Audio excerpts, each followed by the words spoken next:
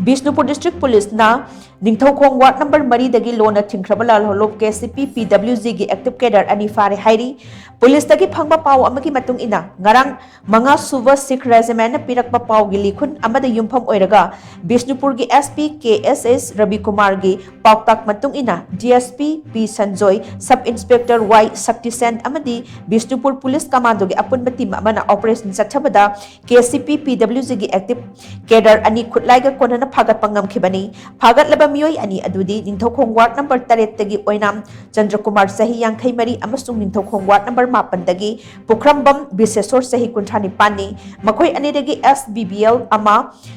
Eargun ama magazine ga konana .32 mm pistol ama .32 mm gi kapayari ba nong may maru ahum 12 bore cartridge mari mobile phone mari amuba machugi wallet ama Aadhaar card voter card ama di kuntra humde suba Assam Rifles ni issue tawba sender card ama phagat khi makhata ba investigation gi damak makhoi ani phagat aba potlam sing aduga loina na BISHNUPUR Police Station da sinakhre haina paus na makhatari